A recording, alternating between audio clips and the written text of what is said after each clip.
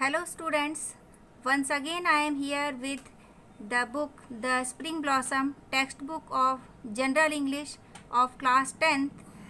We are making today the video of lesson 6, the new player in the team, and this is the part 1 of this lesson. This is your textbook The Spring Blossom General English class 10th. Lesson 6 the new player in the team, मतलब team में एक नया खिलाड़ी। ये team में नए खिलाड़ी को शामिल करने के ऊपर पूरी स्टोरी है। और देखें, जो लीड है इस स्टोरी की, ममता, वह कैसे चैलेंजेस को स्वीकार करती है और टीम में अपनी जगह बनाती है ना। Let's start. Mamta, I want you to start practising your game seriously from today. I am taking you in the basketball team. ये कोच के शब्द हैं कि ममता, अब तुम्हें प्रैक्टिस करना आरंभ कर देना चाहिए और सीरियसली, गंभीरतापूर्वक अपने गेम पे ध्यान देना चाहिए। I am taking you in the basketball team. मैं तुम्हें बास्केटबॉल टीम में शामिल कर रहा हूँ। These words of the basketball coach surprised everyone. Basketball coach के ये शब्द थे जिन शब्दों ने सभी को आश्चर्य में डाल दिया। Selection had been going for the schools basketball team. School की बास्केटबॉल टीम का सिलेक्शन हो रहा था खिलाड़ियों का। And the coach had chosen Mamata, और कोच ने ममता को चूज़ किया था, यानी खिलाड़ी टीम में शामिल किया था। Who had joined the school only a month before, और ममता, जिसने स्कूल को अभी 1 महीने पहले ही ज्वाइन किया था। ममता could not believe her ears. ममता को अपने कानों पर विश्वास नहीं हुआ।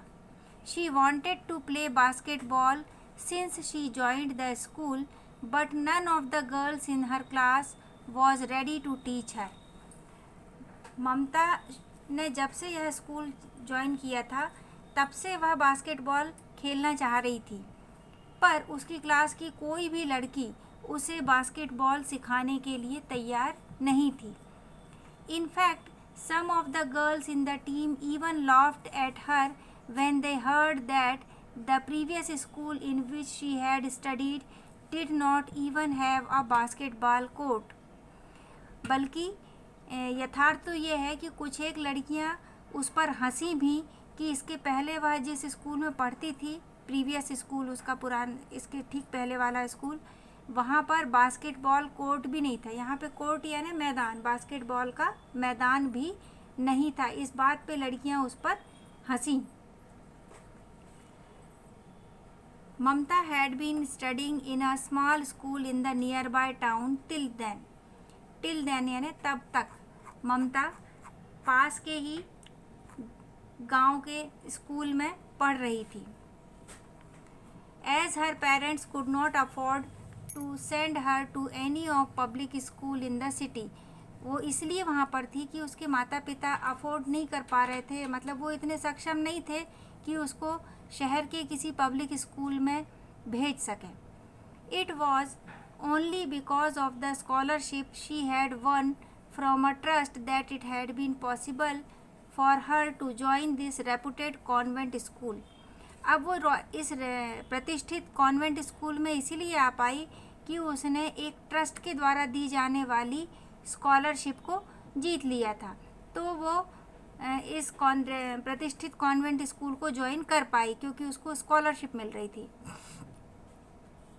Being away from home in a hostel, she yearned for some friends, but till now most of the girls had refused to accept a small town girl as their friend. Being away from home, घर से दूर रहते हुए, in a hostel में रहते हुए, she yearned for some friend, उसकी बहुत चाह थी कि उसके पास कोई मित्र हों, कुछ मित्र हों। yearned यानी इच्छा रखना, चाहना। But till now most of the girls had refused to accept a small town girl as their friend. पर अभी तक अधिकतर लड़कियों ने उसे, एक स्मॉल टाउन गर्ल को, अपनी मित्र बनाने से मना कर दिया था। रिफ्यूज्ड यानी मना करना। Most of the girls in the school came from rich families. Reputed school था, कॉन्वेंट स्कूल था, तो अधिकतर बच्चे वहाँ पर रिच फैमिलीज के, धनाढ्य परिवार के बच्चे थे। They treated her as an unwelcome guest who was too low in status by their standards. तो जितने भी बच्चे थे अधिकतर उन्होंने ममता को अनवेलकम गेस्ट यानी बिन बुलाया और बिना स्वागत किया ऐसा मेहमान माना उन्होंने। और वो भी इसीलिए कि ममता का स्टेटस यानी उसकी सामाजिक स्थिति, आर्थिक स्थिति बहुत लो थी। टू, यहाँ पे TOO यानी बहुत, लो यानी कम, बहुत कम थी और जो अन्य लड़कियां थी उनके स्टैंडर्ड की तुलना में। तो ये जो पैरा है ममता से लेकर स्टैंडर्ड्स तक, बहुत इम्पॉर्टेंट पैरा है। ये 2012 में और 15 में आपको एग्ज़ाम में सीन पैसेज में सेक्शन D के अंतर्गत आ चुका है, तो इसको ध्यान से करेंगे, है ना। नेक्स्ट है, sir she has never played basketball before, how can you take her in the team. Their captain Saba complaint. उनकी कैप्टन थी सबा, उसने कंप्लेंट की, शिकायत की कि सर उसने कभी बास्केटबॉल नहीं खेली है पहले, बिफोर यानी पहले। How can you take her in the team, आप उसको टीम में कैसे ले सकते हैं। Don't be mean Saba, there is always a first time for everyone. ये जवाब था कोच का कि डोंट बी मीन, इतनी छोटी यानी सोच मत रखो। There is always first time for everyone, हर एक के जीवन में कभी ना कभी फर्स्ट टाइम होता है। यानी हम कोई भी चीज़ माँ के पेट से सीख के नहीं आते हैं, संसार में आकर सीखते हैं और कभी ना कभी किसी चीज़ की शुरुआत जब करते हैं तो हमेशा जीवन में कोई भी काम हो पहली बार कभी तो करना ही होता है। तो there is always a first time for everyone, हर एक के लिए कभी ना कभी पहली बार होता है। Can't you see how good her passes are, क्या तुम देख नहीं सकती हो उसके पासेस कितने अच्छे। यहाँ पे पासेस मतलब बॉल को पास करना एक स्थान से दूसरे स्थान, एक खिलाड़ी से दूसरे खिलाड़ी तक। And physically she is fitter than any of you, और शारीरिक रूप से, फिजिकली यानी शारीरिक रूप से तुम सबसे, किसी से भी वो फिट है, ज़्यादा फिट है। फिट का कंपेरेटिव फॉर्म है fitter. The physical education teacher admonished Saba, Saba की बात को दबाते हुए, उसकी बात का जवाब देते हुए फिजिकल एजुकेशन टीचर ने कहा। यहाँ पे एडमोनिस्ट यानी थोड़ा डांट कर कहा। Oh no, now we can forget all about winning the trophy in the inter school basketball championship this year, grumbled Reema, the vice captain of the team.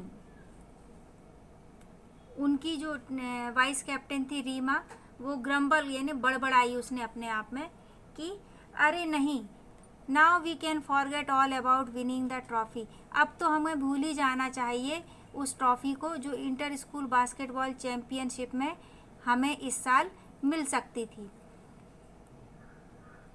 ये बात रीमा ने बड़बड़ाई, वाइस कैप्टन जो उनकी थी।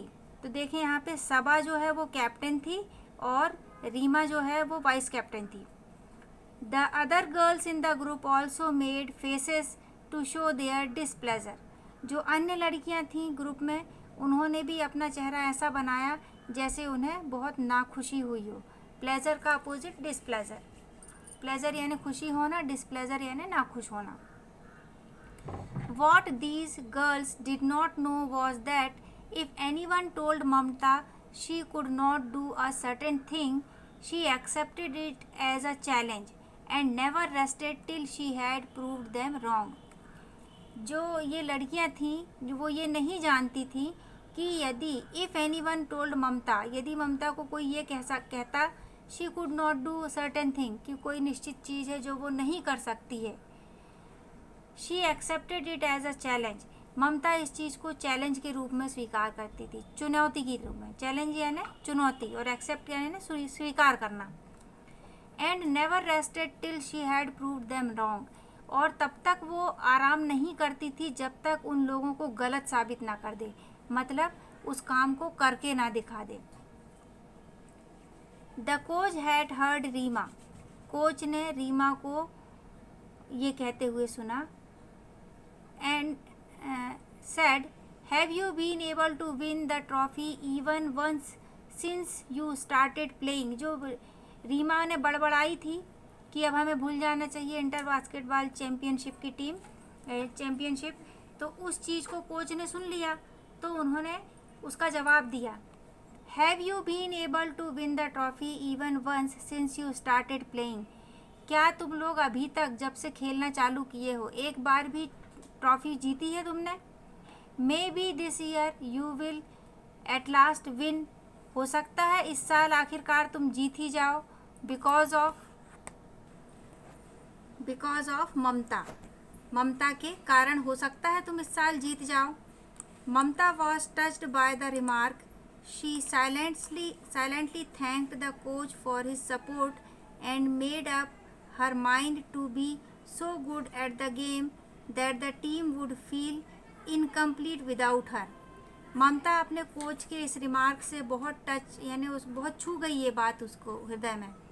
She silently thank the coach for his support, और silently बिना कुछ कहे उसने कोच को धन्यवाद किया मन ही मन, क्योंकि उन्होंने उसे सपोर्ट किया था। And made up her mind to be good at the game, और उसने मेड अप हर माइंड यानी उसने दृढ़ निश्चय कर लिया मन ही मन कि वो गेम में इतनी अच्छी हो जाएगी कि टीम उसके बगैर इनकम्प्लीट फील करेगी, यानी अधूरी रहेगी टीम उसके बगैर। She thought of famous word that her mother often repeated to her, practice makes a man perfect. अधिकतर अब उसके दिमाग में वो शब्द गूंजने लगे थे, थॉट उसने विचार किया उस विषय में जो उसकी माँ हमेशा बोला करती थी, रिपीट करती थी, बार बार बोलती थी, practice makes a man perfect. Practice मनुष्य को परफेक्ट बनाती, प्रैक्टिस यानी अभ्यास से व्यक्ति पूर्ण होता है। बार बार कोई काम करो तो हम उस चीज़ के सिद्धहस्त हो जाते हैं। आपने सुना भी होगा, रसरी आवत जात है सिल पर होत निशान, यानी कि जहाँ पत्थर पे कोई निशान बना नहीं सकता, लेकिन मामूली सी रस्सी जो कुएं से पानी खींचते हैं, यदि उसी जगह से बार बार आती जाती है तो सिल पर पत्थर पे भी निशान बना देती है। तो वही अभ्यास है जो व्यक्ति को पूर्ण कर देता है, जो वो चाहता है वो कर सकता है। So she started using all her free time in practising basketball. तो उसने चालू कर दिया अपना पूरा समय, पूरा खाली समय, फ्री टाइम, बास्केटबॉल की प्रैक्टिस में। She was thankful that the coach was helping her in every way. वो कोच के प्रति बहुत ज़्यादा धन्यवाद ज्ञापित करती थी कि वो हर तरीके से उसकी मदद कर रहे थे। She kept perfecting her passes and her techniques with firm determination. वो बार बार अपने पासेस, बॉल को पास करने में की प्रैक्टिस करती थी और उसमें परफेक्टनेस हासिल कर रही थी। हर टेक्निक्स, नए नए तरीके की टेक्निक्स सीख रही थी, विथ फर्म डिटर्मिनेशन, दृढ़ इच्छा शक्ति से। Even the snide remarks from the teammates made her more resolute. जो छोटी से छोटी भी रिमार्क रहती थी उसकी टीममेट्स की तरफ से, वो भी उसको और ज़्यादा मजबूत बनाते जाती थी और उसका दृढ़ निश्चय पक्का होते जाता था। Like the time when she dropped pass and Hema said, do you have butter fingers that you can't even hold the ball properly. जैसे एक रिमार्क जो हेमा ने की थी उसको, जब एक बार उससे बॉल छूट गई थी, ड्रॉप हो गई थी, तो हेमा ने क्या कहा था, do you have butter fingers, क्या तुम्हारी मक्खन की उंगलियां हैं, that you can not even hold the ball properly, कि तुम बॉल को सही तरीके से पकड़ भी नहीं सकती हो। और when Reema said, don't try to act nice on the court. और कई बार रीमा ऐसा कहती थी, कोर्ट में यानी खेल के मैदान में ज़्यादा अच्छा बनने की कोशिश मत करो। It won't get you anywhere, इससे तुम कहीं पहुंच नहीं पाओगी। You have to be fighter to play this game and always be on the offensive, तुमको ये गेम खेलने के लिए फाइटर यानी योद्धा बनना पड़ेगा और हमेशा ऑफेंसिव, हमेशा आक्रामक रहना होगा गेम के प्रति। Delicate girls like you have no place on the court, तुम्हारे जैसी नाजुक लड़कियों का इस गेम में, इस मैदान में कोई काम नहीं है। Little did the girls realise that these remarks really brought out the fighter in her, इन लड़कियों को बहुत कम ही रियलाइज़ हो रहा था, बहुत ही कम वो समझ पा रही थी कि इन शब्दों से उसके अंदर का जो योद्धा था, फाइटर था, वो बाहर निकल आया था और अब वो गेम खेलने के लिए पूरी तरह से तैयार हो रही थी। तो यहाँ पर मैं अपना वीडियो आज का समाप्त करती हूँ, टाइम ज़्यादा हो रहा है वीडियो के हिसाब से। नेक्स्ट वीडियो में फिर मिलेंगे, ध्यान से सुने, समझें। Thank you, have a good day.